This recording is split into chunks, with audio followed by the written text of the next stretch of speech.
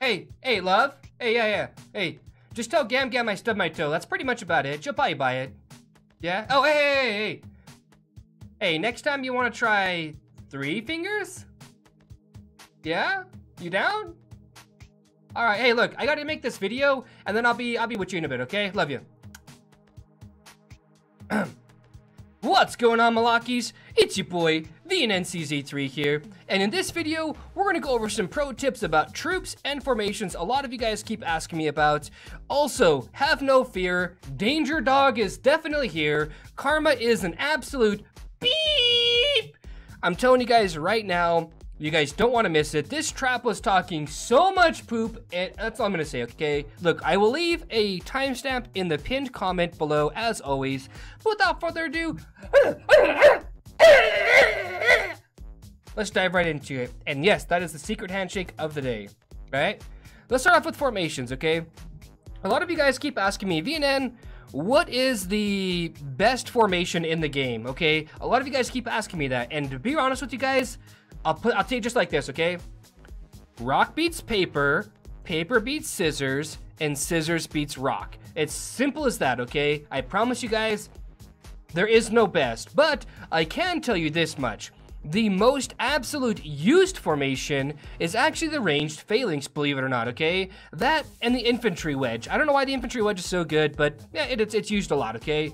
But yeah, the ranged phalanx, what makes this thing so strong, right? Well, I'll put it to you guys this way. This is the only formation that changes its actual formation before the wall actually goes down. So, you know, as you drill, range fire, boom, boom, boom, boom, boom, wall goes down. It changes this from being a ranged phalanx into about an infantry phalanx, believe it or not, okay? It's slightly just below an infantry phalanx. It actually changes it to an infantry wedge, if that makes any sense, but with a ranged phalanx in the background. Hopefully I'm not confusing anybody right now, but basically these infantry collapse just like an infantry wedge would, and then the cavalry stay in the back just like they would, okay? Just like they would in a cavalry phalanx, all right?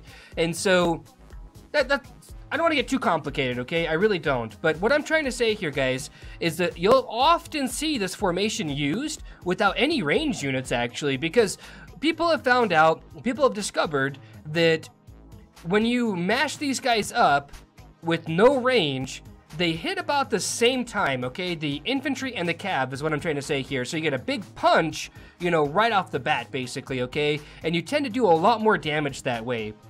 And so people would ask me, VNN, why don't you just use an infantry phalanx? Well, here's the deal, okay? Because, you know, they'll travel less to the target. But here's the dealio, okay? You notice that there's 2 here, and 4 in the front. Pay very close attention to that because that really does mean something, okay? It's just like a phalanx. When you have, let's say, a cavalry phalanx in the front, okay? All the troops are kind of mixed. You'll most likely lose more of your lower tier first, okay? Remember that. You'll lose most of your lower tier first before you start losing your higher tier troops. It's just the way the game works. But if you're in a wedge of any kind, let's say you've got, let's just use a cavalry wedge, okay? Let's say you've got 160 even cavalry inside here. You've got 80,000 T4, 80,000 T3, okay? 80,000 of your T3 cavalry will be in these 2 first squads. I promise you guys, I have tested this over and over and over again. Wedges always put the weakest troops of that tier in front. I have tested it, unless they've changed it, it's the way it is, okay? So, a lot of guys like to use wedges to guarantee that all of their T3s or whatever, their padding is going to be killed way before their tier 4, okay? It's not because they hit any harder, because realistically they don't actually. The phalanxes will always hit harder because they have, they've got 4 squads up in the front, so they get 1 additional attack, and 2, all the squads are mixed, right? So it's kind of hard to explain it without actually doing the testing yourself, because I could go on for hours about that. I really could, all right? So just stay with me though, all right?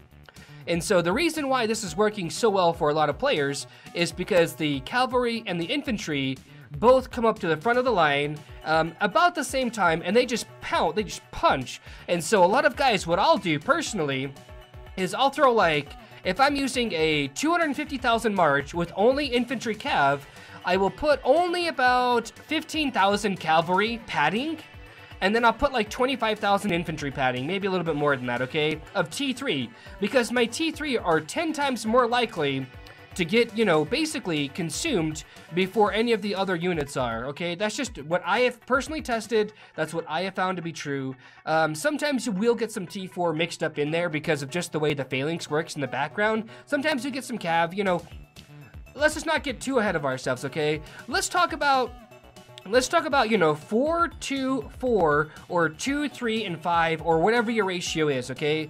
The numbers represent the percentage, okay? So if I'm going 4, 2, 4, I need 40% infantry, 20% range, and 40% cavalry, okay? Because whenever you go to your barracks, it lines it up, infantry, range, and cavalry, just in that exact order, okay? So, a lot of guys want to know, well, if I am infantry range, right, infantry and range, what is my best march?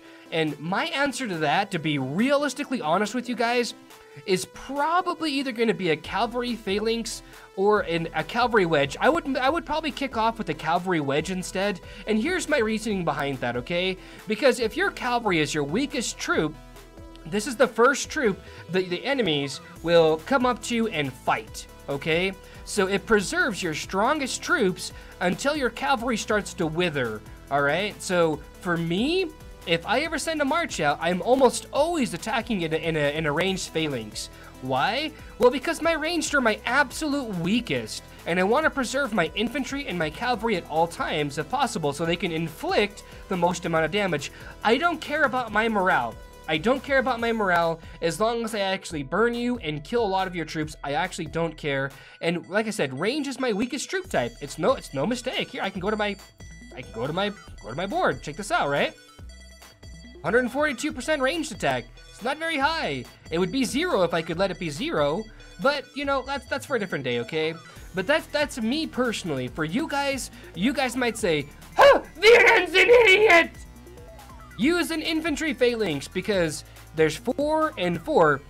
For as true or for as right as you may possibly be, you're gonna lose a lot of your really strong troops in the front. You're just going to, okay? That's why I prefer, if I am infantry range, using a cavalry phalanx or a cavalry wedge. The same could be said if you are infantry cavalry, use the range, okay? If you are cavalry, if you're very cavalry heavy, you can use the range phalanxes, or you can use the infantry phalanx, right? I mean, if you're cav range heavy, that is, right? So a lot of you guys, I don't know, look, I don't want to confuse too many people because a lot of people are going to be like, well, what about this? What about this? What about that? What about this? And fam, look, all I'm going to say about that is that I may not have all the answers to everything, but that's just what life is, okay? Anyways, let's get on with this rally, this trap stuff, okay? Here we go. So check this out, right?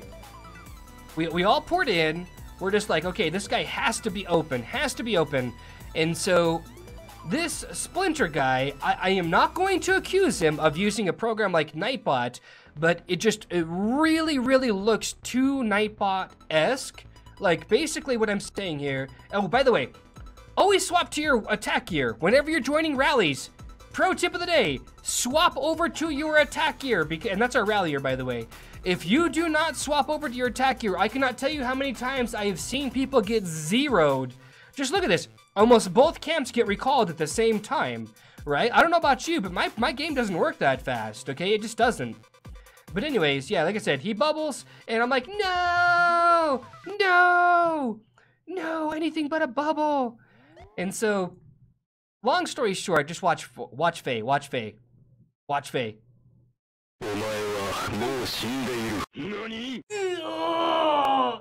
It was at this moment Jackson knew. It's painful. That's all I'm gonna say about that, alright? Painful. And so, I used the 424, right? And this guy right here is definitely a trap. I know, I'm sorry, I'm getting kind of lost in my thoughts here, but I guess what I'm trying to say here at the end of the day is I'm popping a speed boost because I know this guy's gonna port. And so I'm trying to save carpets is what I'm trying to save, so this guy will shield basically. But just check this out, okay? Check this out. this guy not only goes to our diplomacy board and types in boosted. One guy had the nerve to tell me, hey bro, maybe you can tell us what it's like to lose your leader in a video.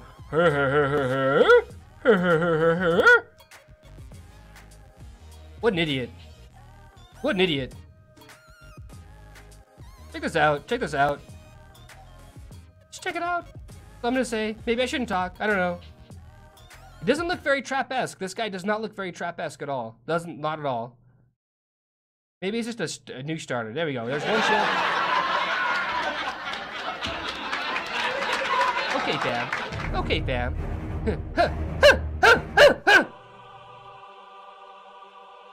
Oh yeah? Oh yeah? Oh yeah? This guy went from like 90 million down to like 86. All T1 losses. Permanent dead too. He lost like 2 or 3 million T1 troops off of Simon. Anyways, sorry for kind of butchering the end of this video up, but I guess what I'm trying to say here, long story short, bros, is that 424 refers to the troops, how they are inside of the barracks, okay? Because infantry comes first, then range, then cav, then siege, obviously, okay? Anyway, so guys, look, hopefully you guys liked this video. If you guys did, let me know inside of the comments, because obviously I read all the comments, I respond back to you guys. Sorry I couldn't go too into depth, okay? Because I feel like I had to talk more about those formations, because a lot of guys are going to be like, well, what about this? Well, I don't know what your particular situation is, or what your equipment setup looks like, but I mean, or your heroes for that matter of fact, because a lot of guys want to know, well, what about this? What about that? But they forget like their heroes. Anyways, look, all I'm trying to say here, fam, is that I can only help you so much that you need to kind of help yourself basically with the information I'm giving you. And I'm not trying to be rude to anybody, okay? I promise you. It's just, I'm telling you guys how it is, because I get bombarded on a daily, like in my inbox or YouTube. Well, what about this then? You know, what if I have, you know, 2 million troops? And I'm like, bro, I don't know your stats. I don't know your heroes. I don't know any of that stuff. I appreciate you guys want to know questions. You guys want those answered. But you're leaving out like 90% of the information that I just don't know. Anyway, so guys, look, enjoy what I'm talking about though, right? Love, peace, and chicken grease. Be safe. Don't worry about the KVK videos, guys. Look, like I am sick, bro. I'm getting sick again. So, yeah, those will be out, man. And stay classy.